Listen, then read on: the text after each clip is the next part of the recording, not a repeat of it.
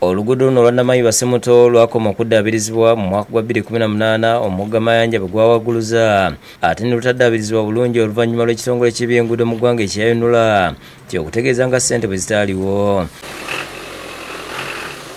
Okuva olwo oluguudo luno lubadde lukozesebwa okusinga abalimi n'abasuubuzi ng'emmotoka bya Mayinja n'omusenyu bye bisinze okulwonoona nga lujjudde empompogoma z'ebinnya eziviiriddeko emmotoka okukwamira mu kkubo wakati ekizingamya eby'entambula mu kitundu. Abasajja balya buli ssente zaffe babikozifaana kino tulakazisinga okwonoona ekkubo lino.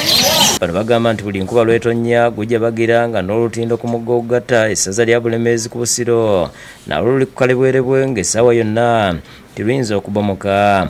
Bwe batya abatuuze basabye ab'ekitongole kya UNRA okubadduukirira okuddaabiza oluguudo luno lusobole okukozesebwa tikubakaka batanda enkuba n'etonnya basula balima. Twagala buyambi n'ekkubo lya UNRA tusaba ab'obuyinza bayambe abantu badduukire bali bubi naddala enkuba ng'etonnye nga n'abakulu nabo batuyambako naffe tusobola okweyambayamba ku kinyi ekitono naye kali guno ogunene bwe guti kituufu wetaaga ne batuyambako nabo ne bavaayo twakita obawo eri nejjamu bino ebitaka byonna ffe ne tujja ne tuleetayo ku Mayinja. Ssentebwero Sseyokusatu Namayumba Nelson Kalyango Kaseenene agambye nti ekkubo lino UNRA erivunaanyizibwako nga bagezezzaako okubajjukiza okuliddaabiriza nti naye nga beesuulirayo gwa Nagamba.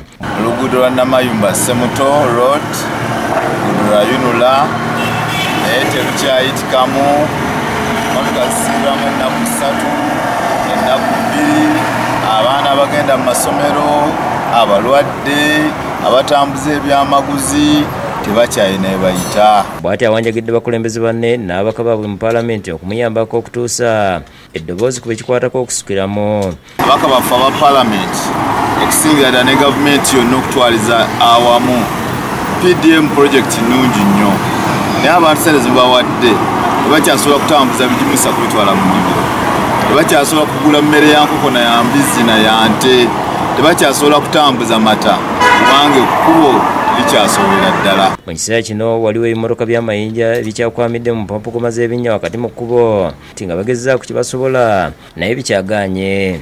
Ennaku 2 mu kkubo tutubira buli ssaawa buli kanaku. Enkuba etusanzeewo weewunyinga tekinatonnyamu era mazzi n'emmoloka zikwatawo kati olwakatono kanaba kayitawo. Emmotoka zonna ziremeddewo mu makubo badde nsaba gavumenti batuyambe basooke batuyisizeemu wano mu kkubo tukolere ekkubo lyaffe. Kizza Bwire yakusakidde eggwino ku lwa Bukedde TV.